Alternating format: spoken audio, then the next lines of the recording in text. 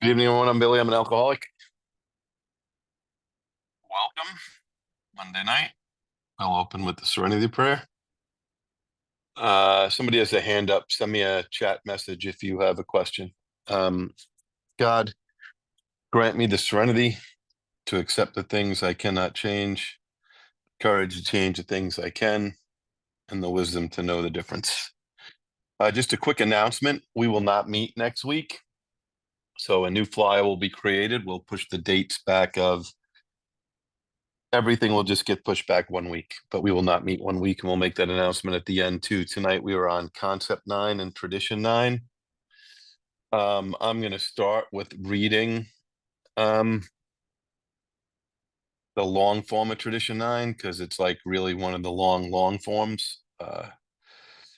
So it's definitely so each AA group needs the least possible organization. Rotating leadership is the best. The small group may elect its secretary, the large group its rotating committee, and the groups of a large metropolitan area their central or intergroup committee, which often employs a full-time secretary. The trustees of the General Service Board are in effect our AA General Service Committee. They are the custodians of our AA tradition and the receivers of voluntary AA contributions by which we maintain our AA General Service office at New York. They are authorized by the groups to handle our overall public relations, and they guarantee the integrity of our principal newspaper, the AA Grapevine. All such representatives are to be guided in the spirit of service, for true leaders in AA are but trusted and experienced servants of the whole. They derive no real authority from their titles. They do not govern. Universal respect is the key to their usefulness. So I'm going to start out by each AA group needs the least possible organization. That does not mean no organization. And obviously, not every AA group is the same. And we're obviously referring to groups, districts, areas, the General Service Board, AAWS, AA Grapevine, intergroup steering committees, intergroups. And then inside groups, we have all kinds of groups. We have 3-person groups. We have a couple of 100-person groups. We have some groups that are close to 1,000 people at one of their meetings a week. Obviously, you need the least organization for your size group.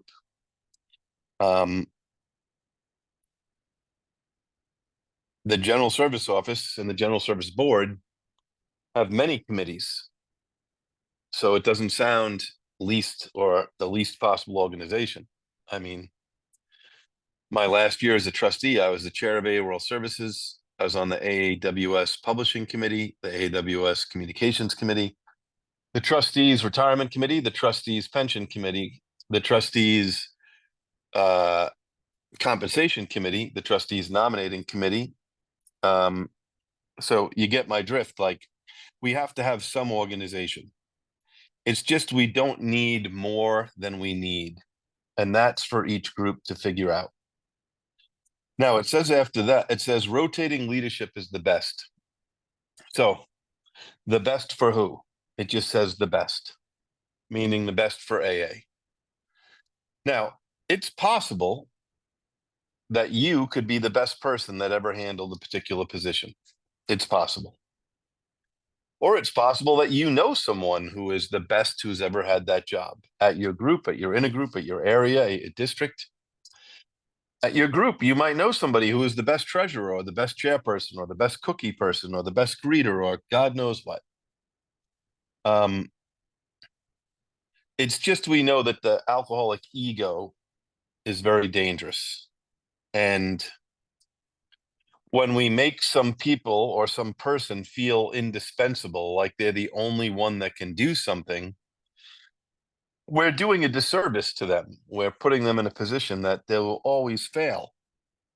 And it's not fair for alcoholics to put another alcoholic in that position. So rotation is best. Now, a little note about rotation, because I get questions all the time about our group only has 7 people, and If your group only has 7 people, then you have to take turns in the least possible jobs that you have for your group. Maybe instead of being GSR 3 times in a row, you're the GSR, then you're the group treasurer, then you're the chair, then you're back to GSR. I don't know. But for the most part, we're not talking about groups like that. Whenever I run into a situation where so-and-so has been the coffee maker for 8 years, or so-and-so has been the GSR, he's the only one or she's the only one that wants to do it. We have to go back to an old spiritual rule or principle, which is you can't fill a filled position. If there are adequate number of people to take the job, listen, alcoholics, some of us tend to like when other people do the work for us. We like when we can do as little as possible to get by. So if you're in a group of 40 people and you think you need to be the GSR twice in a row, I would just say you need to step aside so that the group doesn't have a GSR. It's like the coffee person or the person who opens the meeting. I assure you, if you let it go a week or two, they're going to find a new person to open the meeting and a new person to make coffee. If the position is open, if you keep handling it, then it's not. Now, I also want to talk about real rotation.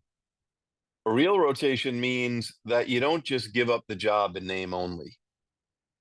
It means that you give up the job and you move on. You don't feel like that you have some special status because you're the past anniversary cake chairperson. So you are some expert on anniversary cake. No, we just move on. And my experience has been that it is best to move on and wait for somebody to ask you a question rather than butt in. Now, obviously, if you see a real disaster coming down the path, you could mention it. But if it's not some big disaster, wait for the person to ask for your help or your experience. And if they don't, they don't. And if they fall on their face, they do. But I've found for me, the best experience is wait for someone to pick up the phone or the keyboard or run into you at a meeting and ask for your assistance rather than thinking that you need to always offer it. So we then go on. It says the small group may elect its secretary, the large group its rotating committee, and the groups of a large area their central or intergroup committee, which often employs a full-time secretary. Sometimes they call them a full-time manager. There's all different words that are used. But it then goes on to say the trustees of the General Service Board are in effect our General Service Committee. They are the custodians of AA tradition. So those 21 trustees, 22 trustees now, because we have a Class B chair, we have 22 trustees. And we might not because 2 trustees rotated early. They have 2 3-year terms as Class A's, but 2 Class A's left after their last. It's actually 2 3-year terms of 1-year terms. And 2 Class A trustees decided to rotate out this year early. But anyway, in the bylaws of the General Service Board, they not only spiritually agree to uphold our traditions, because it says here, they are the custodians of our AA tradition. They're also legally bound to uphold our traditions. The bylaws of the General Service Board, which is a legal document, says that one of the things the trustees will do is uphold the traditions. And it then goes on to say the receivers of the voluntary AA contributions by which we maintain our AA General Service Office. So a little, not trick, but way you can see this, like with your eyes, if you wanted to, is our office only takes in 2 types of money, basically: contributions and literature. And then we have the Grapevine side, which takes in money for Grapevine subscriptions and Grapevine books. But on the General Service Board side, if you make a contribution, you are giving it to the General Service Board, to the trustees.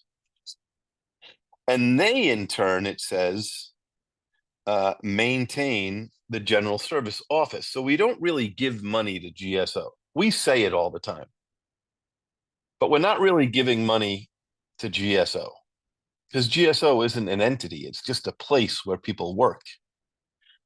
And we're not giving the money to AA World Services either. We make the contributions to the trustees. It goes into their bank account. And then a few times a year, the trustees move their money over into the AA World Services bank account to comply with this tradition, to maintain the office in New York City. That's why it gets moved over. If you buy literature, conference approved literature, not grapevine literature, you are buying it from AA World Services, Inc. You're not giving that money to the trustees. If you wanted and you were bored one night, you could go on the AA.org website and you could make an electronic contribution with a debit or a credit card or a bank account. You will get a receipt almost instantaneously to your email. That receipt will be from the General Service Board of Alcoholics Anonymous, Inc. That's who sends out the receipt. If you then, after you made your contribution, went into the AA.org literature catalog, the publishing page, and ordered literature and used your debit card, your bank account, or credit card, you would then get a receipt from AA World Services, Inc. That's where you can really see like the difference of how the money works. And if you were to buy a Grapevine subscription or literature from the Grapevine or corporation, you would get a receipt from AA Grapevine, Inc. It then goes on to say they are authorized by the groups to handle our overall public relations. So that's one of the trustees' jobs, and they carry that out through the public information desk. The GSO staff member that sits on the PI desk, on the public information desk. They handle all the requests that people call for us, and they call all the time. And we have the same answer all the time. We have no comment. We don't comment on outside issues ever, never. And sometimes the same reporters call like a couple months in a row, and they think like we've changed our mind. Well, in 90 years, we have not changed our mind. We don't give an opinion. If someone says that AA doesn't work, we don't give an opinion. If someone says that AA is the best thing out there, we don't give an opinion. If someone says some rock star just got caught with a gun and a God knows what else and was DWI, we don't give an opinion. If someone says that some athlete or celebrity was in AA and now they're drinking, none of our business. But it's the trustees who are responsible for our public relations. And then it says here, they guarantee the integrity of our principal newspaper, the AA Grapevine. Sometimes I hear that people say that Grapevine has editorial freedom, which they do. The publisher and editor and the senior editor and the managing editor and the editor of Lavinia all have great editorial freedom. And the Grapevine board oversees that editorial freedom. And the trustees do not micromanage them. But it is wrong to say the trustees have no responsibility for the Grapevine, because you can see here in the long form of Tradition 9, it says they guarantee the integrity of our principal newspaper, the Grapevine. And how do the trustees guarantee that? Well, kind of like in Concept 8 that we talked about last week, they elect the directors on the AA Grapevine board. And at least 4 of the directors on the AA Grapevine board have to be trustees. So that's how they maintain that integrity. But if you had a big problem and you thought the AA Grapevine board was not dealing with it, and you thought there was an integrity issue with the Grapevine, then you would be okay to write a letter to your regional trustee or to the board of trustees. But it's a really high bar. Then it goes on to say, all such representatives ought to be guided in the spirit of service. For true leaders in AA are but trusted and experienced servants of the whole.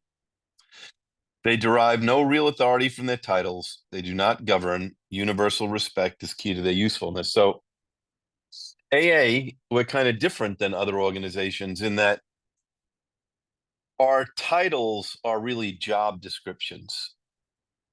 They're not vested authority. No authority comes with the title, no individual trustee or individual steering committee member, or AA acts as a group, and individuals get the right of decision in between the group meeting.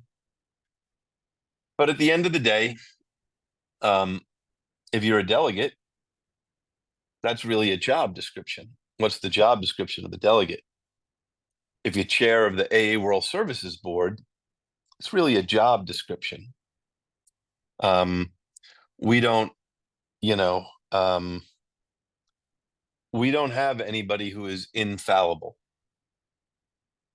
We don't have any, you could probably describe the chair of the General Service Board as a first among equals, not the boss of the General Service Board.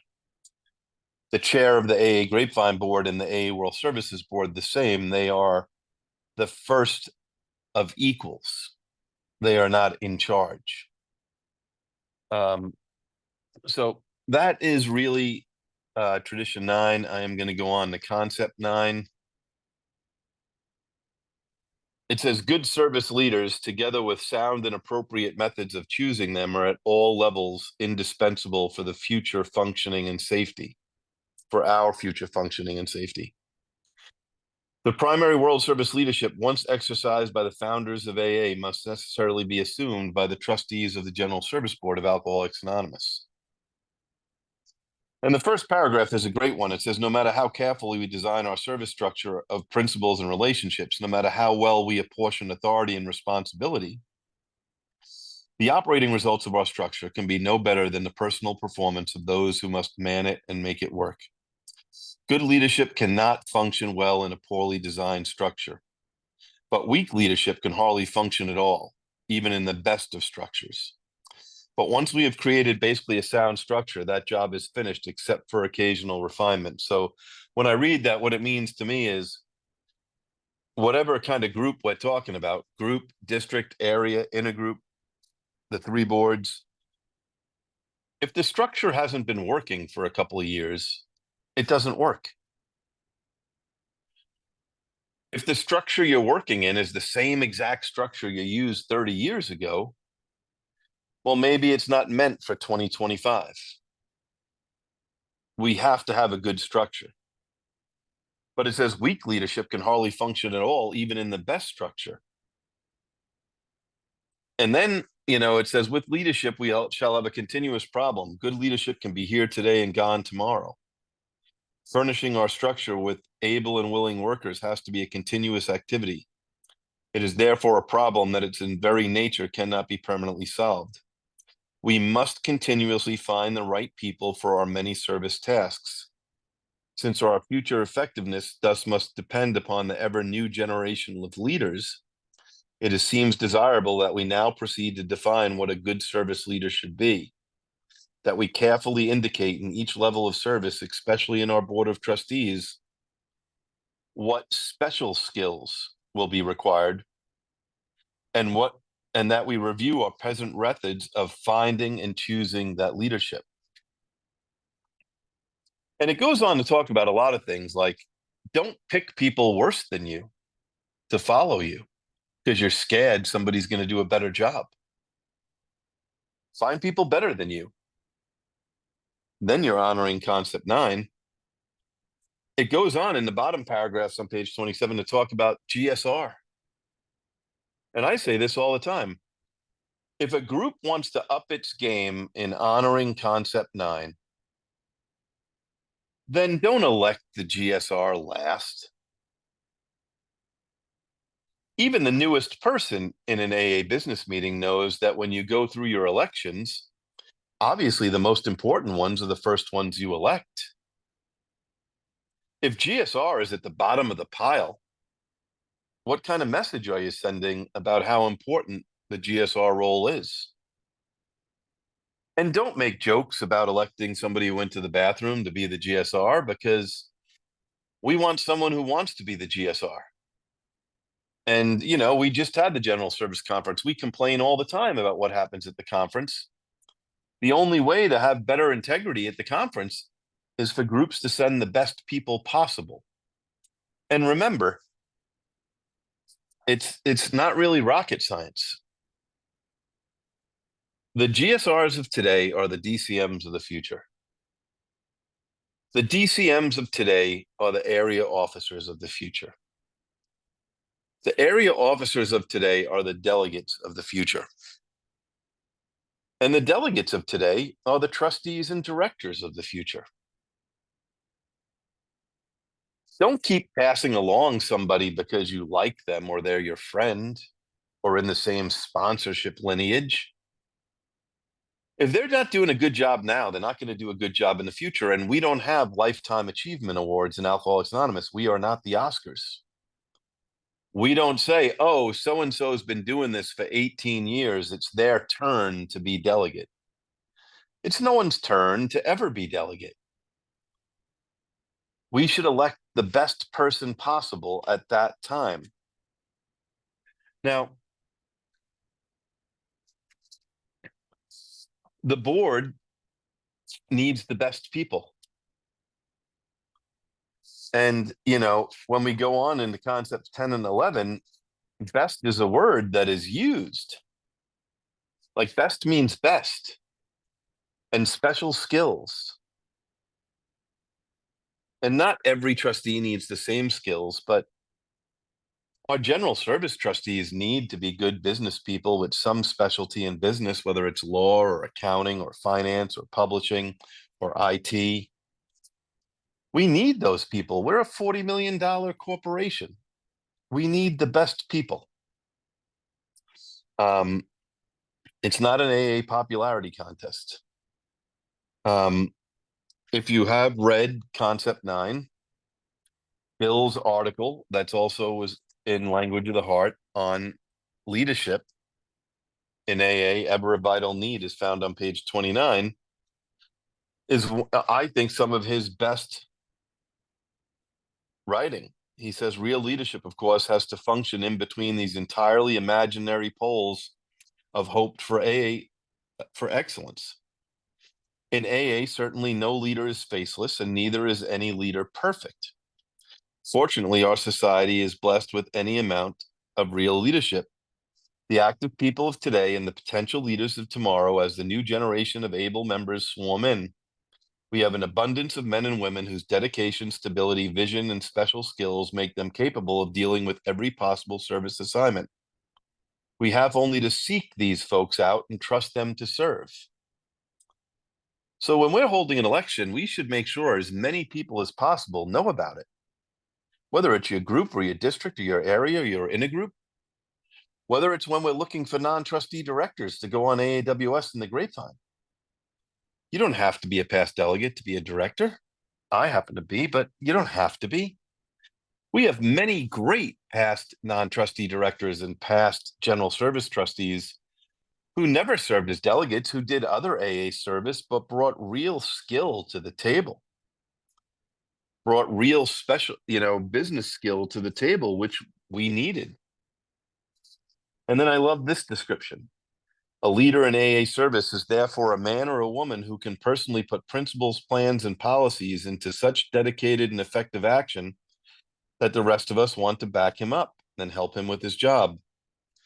When a leader power drives us badly, we rebel. But when he too meekly becomes an order taker and exercises no judgment of his own, well, he isn't there a leader at all. Now, that's a hard task in AA. To get everyone to back you, to not power drive, but yet to have people be behind you. It's tough, but it says good leadership originates plans, policies, and ideas for improvement of our fellowship and its services. But in new and important matters, it will nevertheless consult widely before taking decisions and actions. Good leadership will also remember that a fine plan or idea can come from anywhere, and I want to stress that. A fine plan or idea can come from anywhere. And that's an ego proposition for a leader. That I didn't think up that idea. Don't raise your virtual hand, but I'm just curious, raise your regular hand. How many people have ever gone to AA.org and saw the daily reflection there because you didn't have a daily reflection in front of you, a book? Yeah, of course. How many of you have seen the AA thought for the AA Grapevine thought for the day? Of course. I just want to let you know that idea did not come from a trustee, a staff member, a director, or anybody. In fact, that was back in the good old early days of like WordPress websites.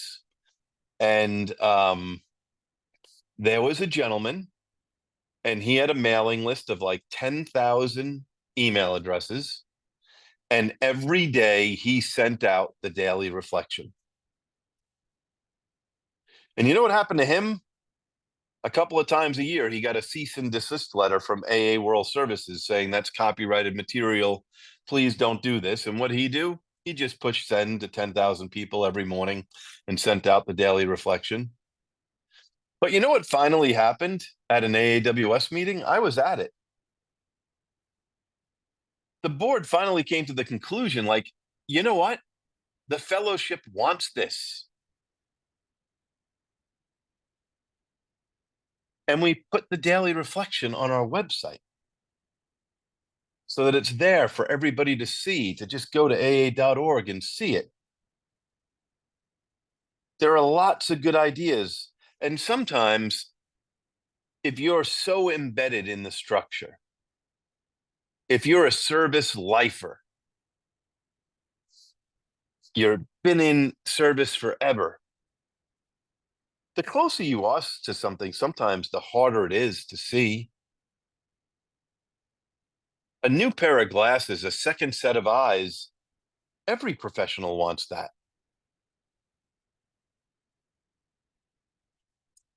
One of the best TED Talks ever, I think, is about the doctor, a female, at a time when, let's just say, female doctors were not a lot of, and probably weren't asked to like give their opinion a lot. But she noticed that there was all of a sudden a really big, like alarmingly, shockingly large increase in babies with cancer. And one of the things she put two and two together about was it was not too long before that happened that the X-ray was invented and pregnant women were being X-rayed without any protection.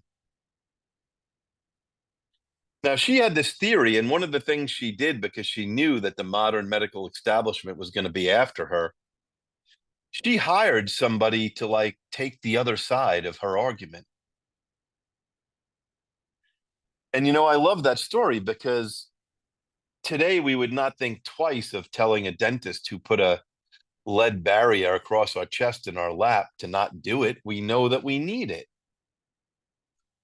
But a second set of eyes, and especially somebody who's disconnected, is a powerful tool anywhere in the world, at school, at work, at home. If you're embedded in the emotions of it, you usually can't see it. And if you're responsible for the current way you do something, it's really hard to think that someone else might have come up with a better way. And so sometimes, we get people, really smart people who come to assemblies and district meetings, and we're a strange group. We tell people we need people to do service. And then what do? They show up, and God forbid they have a new idea. And we're like, whoa, we needed you to come do it exactly the way that we've been doing it forever. We did not need you to bring any new ideas here today. We send such a mixed message about that. And you know what? Sometimes the person who is newest might be able to see it clearest because they're not attached to it. They have no attachment to it. So I would just say, please be open to that. Now, I wish our board, our three boards, a healthy new year. And I know that this last conference, I've heard some things that there was some trying times. And I know the last couple of years we've had past trustees writing letters and petitions, and we have to give our leaders room to operate. But yet we need our leaders to not be afraid of tough questions. Now, I read Bill's essay as a warning. And it doesn't say, welcome to AA service. It's going to be the greatest time of your life. Nope, that's not what it says. It says leadership is often called upon to face heavy and sometimes long continued criticism. Who wants that? Like, I work 40 hours a week, I have to take care of my house, and I come to this AA service position, and now I'm long criticism. But Bill warns us that that's part of the role. It comes with us. It says this is an acid test. There are always the constructive critics, our friends indeed. We ought never fail to give them a careful hearing. We should be willing to let them modify our opinions or change them completely. Often, too, we shall have to disagree and then stand fast without losing their friendship. I want to repeat that, without losing their friendship. Over the last couple of years, we've had things go on that is just not AA. And then if you think that's not bad enough, it says this. Then there are those we like to call our destructive critics. They power drive, they politic, they make accusations. Maybe they are violent, malicious. They pitch gobs of rumors, gossip, and general scuttlebutt to gain their ends, all for the good of AA. That sounds horrible. But don't say Bill didn't warn you. You know, if you take a leadership position in AA, you're not like, you didn't just become leader of the heavy, like the perfect mental health club. Okay. That's not what you just took a leadership position in. You took a leadership position, whereas if I had my big book in front of me, there's an asterisk that updates how many alcoholics there are in AA, like 2 million. And then in the 12 and 12, in the section on the 8th step, it says that defective relations with other human beings have almost always been the immediate cause of our woes. We have 2 million people who don't get along with other people. Just like, let that roll through your brain for a little while, right?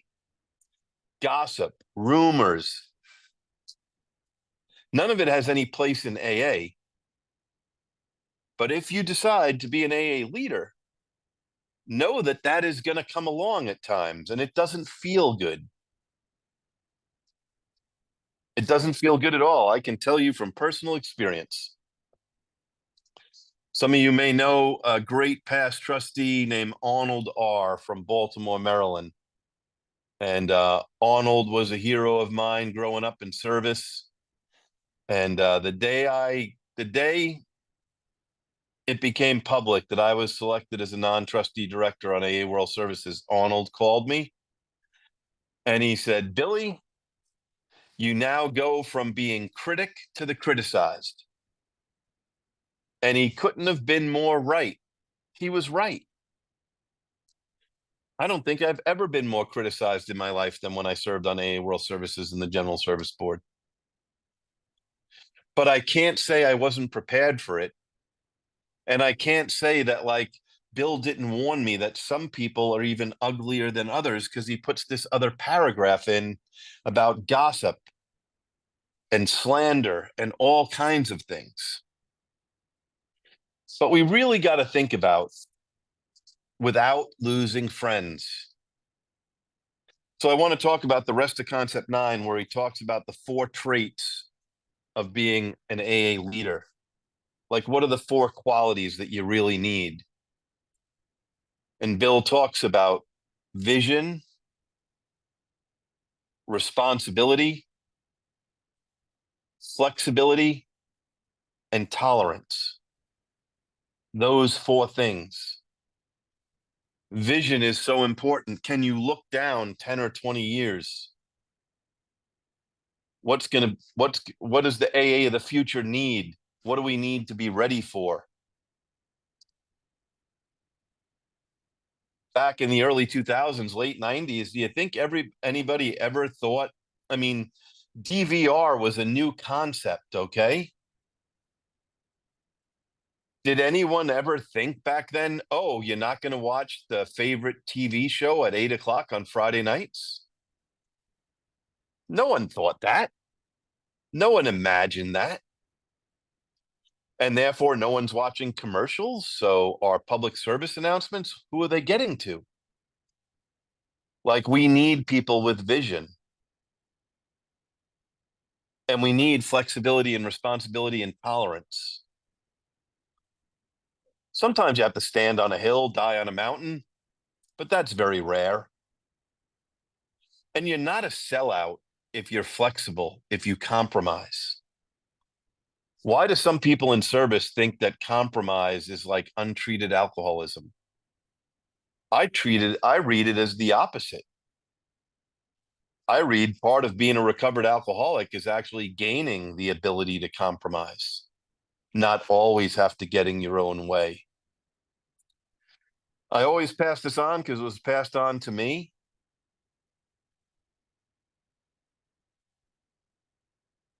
There's a little math equation to remember how those 4 qualities work. And it goes like this: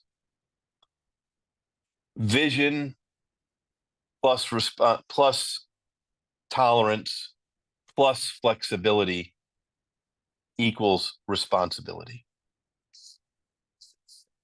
But intolerance, inflexibility, lack of vision equals irresponsibility. But however, the AA service card has been turned upside down the last couple of years. We had the pandemic, then we had the issue with the chairperson resigning. We need to be worried about the alcoholic that's not here yet. We need to take care of AA today so it's here for tomorrow. And we need to be prepared for the alcoholic of tomorrow and for 5 years from now. While we stay sober a day at a time, it doesn't mean we can't have vision. I've heard some people in the last year have called me of not like things said about them. I'm like, you really need to read. Bill wrote that in 1961. He knew we're dealing with alcoholics. But if you can keep those 4 principles,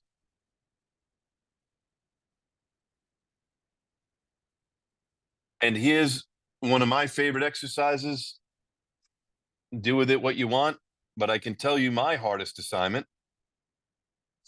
My hardest assignment from my higher power that I choose to call God, my number 1 prayer is to be tolerant of the intolerant. And I will assure you that that is a difficult, difficult task on any given day. And I am talking not only in AA, in every walk of life. To be tolerant of the intolerant was not made for a guy like me. I'm just being perfectly honest. It's not how I'm wired. It's not how my brain works. But I have to be. If I want peace and serenity, if I want my life to be okay, then I need to be tolerant of the intolerant as well. Now, that doesn't mean I need to tolerate bad behavior, ugly behavior. Of course not. And a good chairperson should make sure that no AA business meeting, group, district, area, board, general service conference. I can tell you what I was taught. if I'm chairing a meeting, if I hear one word comes out that's like a personal attack, that person is done. They have lost their chance to share. They want to share about the topic, fine. They want to attack somebody personally, not okay in Alcoholics Anonymous. Not okay. It's not what we do. But again, it goes back to being tolerant. And I believe that AA service has taught me how to be so tolerant. And like I said, it doesn't mean being a doormat. You can stand up for yourself. But at the end of the day, to be a recovered alcoholic, who wants to be a recovered alcoholic where the very thing that saved their life and brought them that peace is making them the angriest person in the room? And we all know people like that. We all know. We run into people like that all the time. And probably me and some of you probably admit that we've had our day when we've been that person. And that doesn't attract anyone to service. And again, I'm not saying you have to be a doormat. Ask your questions, but in a respectful way. Behave yourself in the meeting. Don't roll your eyes.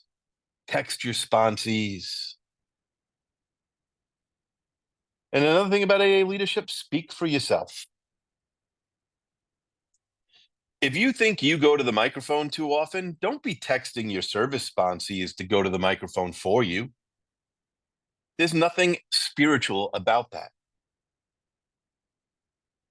Like it's still, you're trying to fix, manage, and control everything. But I'm not saying you don't have a right to go to the microphone. I'm saying you have a right to go to the microphone if you can behave and talk in a respectful way. And when you leave that room, and I know we have lots of slogans and signs in AA meetings, but the most important sign is the exit sign. Can you leave under that exit sign and practice these principles in all your affairs? I'm sure you're not perfect. I'm not perfect, but that's your job. And if you're in a service meeting or a group, a business meeting where a vote just took place, especially a vote that you don't like,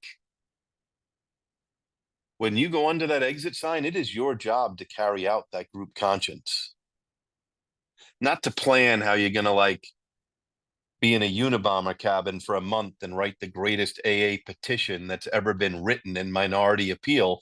That should not be your first thought. Your first thought should be, it'll be a really good spiritual exercise if I help carry out that group conscience that I wasn't in favor with. That's where the real spiritual growth comes. So that's it. I'm going to go to questions. Why was the Grapevine established as a separate corporation? Well, there's a bunch of reasons. AAWS is a separate corporation as well. Number one, to have a board of 21 people try to run two businesses would probably be unruly. The trustees only get together really 3 times a year, plus the general service conference. A small, more nimble board that gets together 8 times a year to really be in the trenches, to really get constant reporting from the office and the management of what's going on. There's also some legal reasons around our assets and our retirement. The reserve fund is owned by the trustees, by the General Service Board, Inc., not by AAWS or AA Grapevine. Yet the retirement programs are in the name of AA Grapevine and AAWS, not in the name of the General Service Board. But in the end, it's a best practice how to run an organization. So that's why. Please send in questions.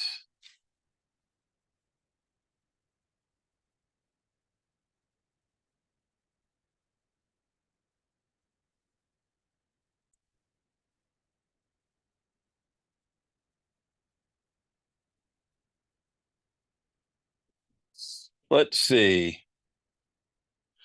Our group reads a joke from the current issue of the Grapevine. The jokes are weak.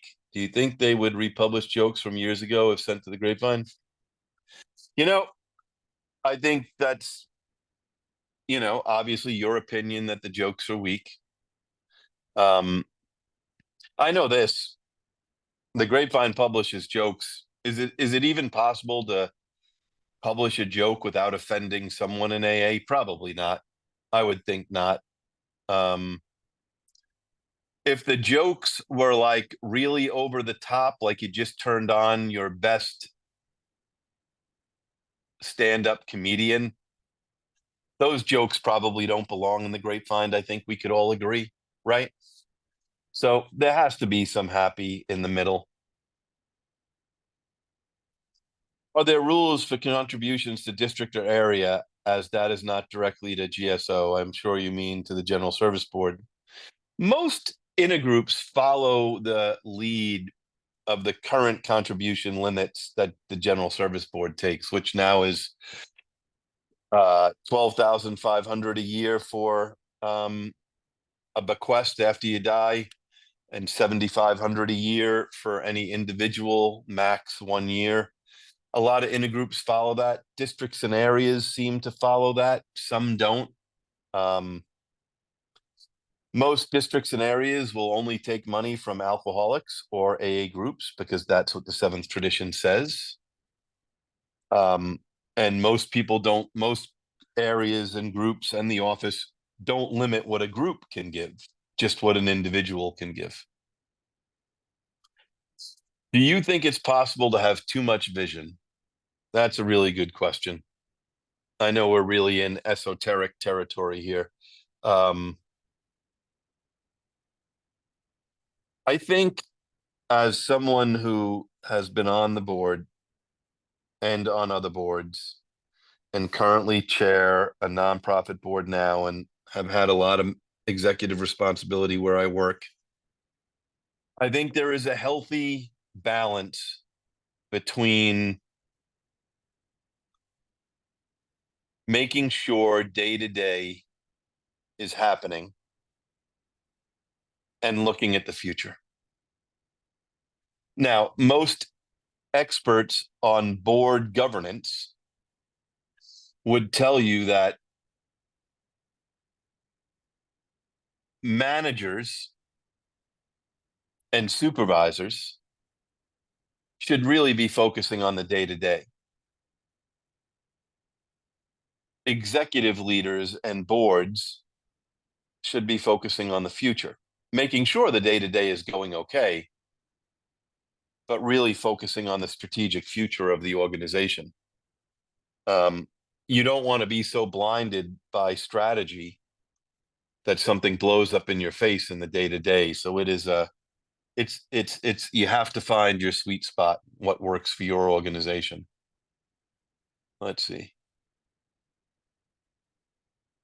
Can excerpts from As Bill See It be shared widely the way Daily Reflections is? That wouldn't even take a conference action. You should write to the AAWS board, to their publishing committee, and you should tell them what you mean by that. Let me get that pet peeve out of the way. Not everything requires a proposed agenda item, a PAI. You only need a PAI if something is, if what you want done needs the conference's approval. There are lots of things that the board can do that are in their authority.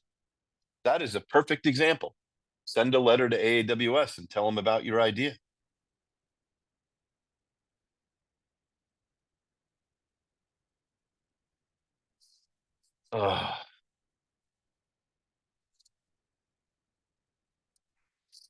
When I ever say that, it's because I don't like a question, because I know that the answer is going to get me in trouble. So, what are your thoughts about members writing books about their takes and or experiences with the steps? With the respect to the question of breaking anonymity and potentially making money off of AA with the sale of the books. Books like Back to Basics, Drop the Rock, blah, blah, blah, blah, blah. Well, I'm not going to write a book. Okay? I'm not going to write a book. Sometimes I'll be in airport killing time, and every airport bookstore has a section with the newest business books. What's the latest trend? And sometimes I think, I should write a book about the concepts in the business world because they've really helped me, but I'm not writing any book. I think it should be separate from AA. I think if it's separate from AA, if they make money, it's none of my business. I can make money outside of AA. It's none of their business. I think you have to be careful if you write a book about that subject, because while you could speak outside of AA as the author of that book, inside of AA, we don't give titles like doctors and authors and everything else. AA members only speak as AA members inside AA. So I think if you are going to write a book like that, you should make sure that you're really in touch with the traditions and really in touch that you don't want anyone thinking that you're an expert.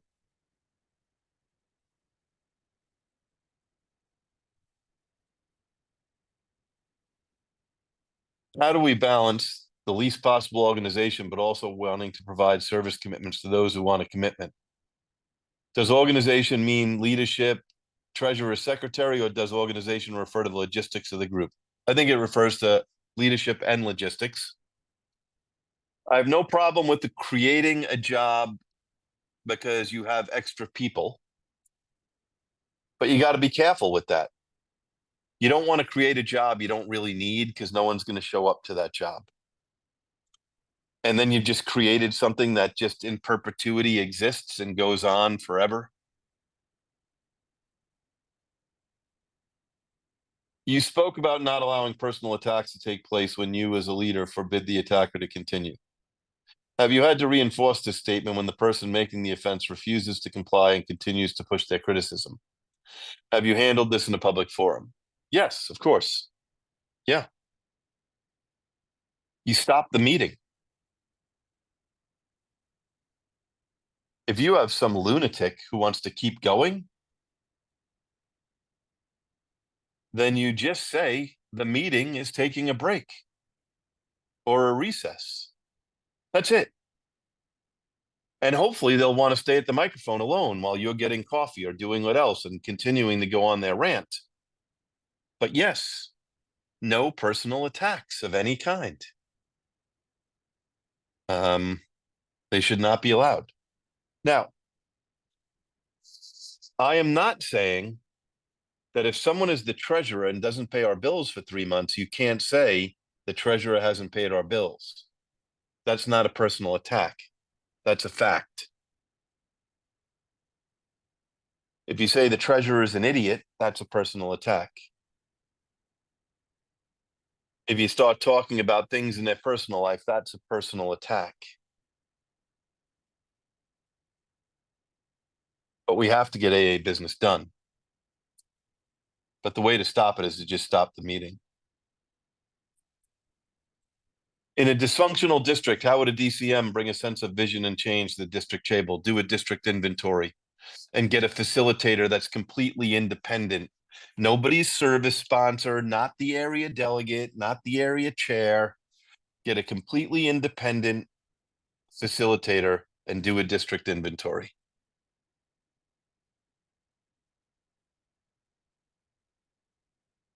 What is the difference between the reserve fund and the general fund? The general fund is where all contributions go. The reserve fund is where at the end of the year, if we have any extra money in any of the operating accounts for AAWS or AA Grapevine, or after an international convention, we move that money into the reserve fund. Our goal is to have 9 to 12 months. We only have about 6 months now. We have not been able to repay the money we took out during COVID.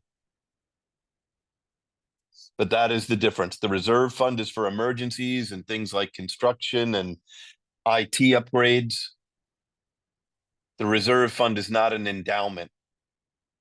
In other nonprofits, they would invest the reserve fund, make 7% on it, and use that money to pay our current year's bills. We don't do that.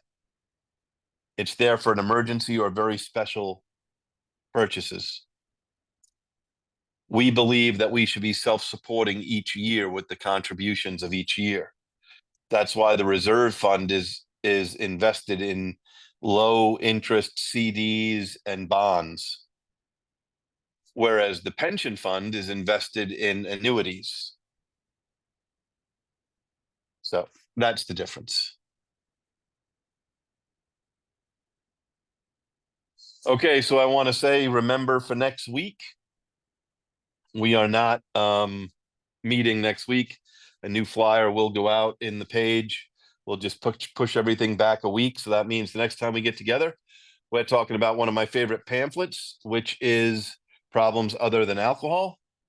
I will say a flyer will go out shortly too, because I got a request from somebody and it's a good one. There have been some announcements from GSO about appointed committee members needed or non-trustee directors. And the service manual, it has a section on those, but it's a couple of paragraphs. So we will have a special week after the last week of this series on specifically what's the role of an appointed committee member? How do you get selected? And what do you do? And how do you get selected as a non-trustee director? And what does a non-trustee director do? And I will find an appointed committee member or a non-trustee director or a past one to come and share their experience as well. So that's it. I will close with the responsibility statement.